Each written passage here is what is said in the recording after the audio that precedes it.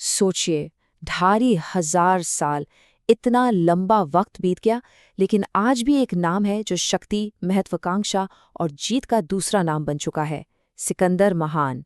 एक ऐसा इंसान जिसने अपनी छोटी सी जिंदगी में पूरी दुनिया का नक्शा ही बदल डाला। पर यहाँ एक सवाल जरूर उठता है, क्या वो वाकई में महान था या बस एक बेहद एम्बिशियस राजा जिसने पूरी दुनिया तो जीत ली पर शायद खुद को ही नहीं जीत पाया। तो चलिए आज इसी दिलचस्प कहानी की परतें खोलते हैं। आज सिकंदर की पूरी कहानी को 6 हिस्सों में समझेंगे। हम देखेंगे कि कैसे इस लीजेंड का जन्म हुआ, उसे एक राजा के तौर पर कैसे गढ़ा गया, कैसे उसने सिंहासन और तलवार के दम पर सत्ता हासिल की, दुनिया को जीता और फिर कहाँ जाकर उसकी महत्वाकांक्षा की हद आ गई। और आखिर में उसकी रहस्यमयी मौत के पीछे की पहेली को भी सुलझाने की कोशिश करेंगे। तो कहानी शुरू होती है 356 ईसा पूर्व में मैसेडोनिया की राजधानी पेला से। यहीं पर सिकंदर का जन्म हुआ था। उसके पिता थे किंग फिलिप द्वितीय और माँ थीं क्वीन ओलंपियास।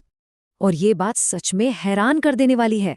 जरा सोचिए, सिर्फ 20 साल की उम्र में वो राजा बना और महज एक दशक के अंदर उसने इतिहास का एक सबसे बड़ा एम्पायर खड़ा कर दिया, ग्रीस से लेकर भारत तक।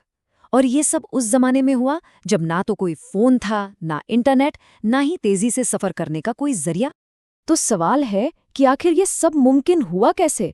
खैर, इसकी नींव बहुत पहले रख दी गई थी, उसकी जबरदस्त तालीम और ट्रेनिंग में, जिसने एक राजकुमार को दुनिया जीतने वाला योद्धा बना दिया। उसकी ट्रेनिंग के 3 सबसे अहम हिस्से थे। पहला, सैन्य प्रशिक्षण, जो उसे लियोनिडास जैसे एक बेहद कड़क गुरु ने दिया। दूसरा, उसे कला, संगीत और साहित्य सिखाया गया। और तीसरा, शायद सबसे अहम, उसे पढ़ाने वाला कोई और नहीं बल्कि महान दार्शनिक एरिस्टोटल यानी अरस्तू थे, जिन्होंने उसे लॉजिक और फिलॉसफी की गहरी समझ दी। जब सिकंदर सिर्फ 10 साल का था, तब उसने एक ऐसे जंगली घोड़े को काबू में कर लिया जिसे कोई नहीं संभाल पा रहा था। उस घोड़े का नाम था बुसेफेलस। ये देखकर उसके पिता किंग फिलिप इतने इम्प्रेस हुए कि उन्होंने कहा कि मैसेडोनिया तुम्हारे लिए बहुत छोटा है। यही वो घोड़ा था जिस पर बैठकर सिकंदर ने दुनिया जीती। चलिए अब कहानी के उस हिस्से पर आते हैं जहां की घटनाओं ने सिकंदर को महज 20 साल की उम्र में मैसेडोनिया का राजा बना दिया। और ये रास्ता फूलों का नहीं बल्कि खून से सना हुआ था। जब उसके पिता की हत्या हुई, सिकंदर को पता था कि सिंहासन तक पहुंचने के लिए उसे अपने रास्ते के हर कांटे को हटाना होगा, और उसने यही किया, वो भी बेहद क्रूरता के साथ। उसने एक एक करके अपने हर दुश्मन को खत्म कर दिया। इसमें फिलिप की नई पत्नी क्लियोपैट्रा, उनका नवजात बच्चा और कई दूसरे राजनीतिक विरोधी भी शामिल थे। जब ग्रीस के कुछ राज्यों ने सोचा कि ये तो 20 साल का लड़का है और उन्होंने विद्रोह कर दिया, तो सिकंदर ने उन्हें एक ऐसा सबक सिखाया जो इतिहास बन गया। उसने थीब्स शहर पर हमला किया और उसे पूरी तरह से मिटा दिया। इस एक घटना ने इतना खौफ पैदा किया कि हर तरफ बगावत की आग अपने आप बुझ गई। अब अपनी गद्दी को मजबूत करने के बाद सिकंदर ने अपनी नजरें दुनिया के सबसे बड़े और ताकतवर साम्राज्य पर टिका दी, फारसी साम्राज्य। साल 334 ईसा पूर्व में वो अपनी सेना लेकर इस नामुमकिन से लगने वाले मिशन पर निकल पड़ा। और फिर शुरू हुआ एक के बाद एक जीत का सिलसिला। ग्रेनिकस नदी पर पहली बड़ी जीत, फिर वो मशहूर गॉर्डियन नॉट, एक ऐसी पेचीदा गांठ जिसे कोई खोल नहीं पा रहा था। भविष्यवाणी थी कि जो इसे खोलेगा वो एशिया का राजा बनेगा। सिकंदर ने उसे अपनी तलवार से एक झटके में काट दिया। फिर उसने टायर के किले को 7 महीने की घेराबंदी के बाद जीत लिया। लेकिन उसकी असली परीक्षा अभी बाकी थी। ये थी वो निर्णायक लड़ाई, गौगामिला का मैदान। एक तरफ सिकंदर और दूसरी तरफ फारसी राजा डेरियस तृतीय।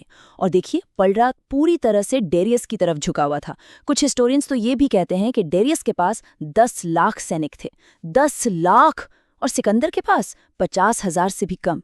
जरा सोचिए, इतनी कम संख्या के बावजूद सिकंदर जीता कैसे? अपनी बेहतरीन स्ट्रैटेजी से। जहां डेरियस अपनी बड़ी सेना के दम पर लड़ रहा था, वहीं सिकंदर ने सीधे दुश्मन के दिल पर यानी राजा डेरियस पर हमला किया। वो खुद सबसे आगे लड़ रहा था, जबकि डेरियस 2-2 बार मैदान छोड़कर भाग गया। और जैसे ही राजा भागा, उसकी लाखों की सेना का हौसला टूट गया।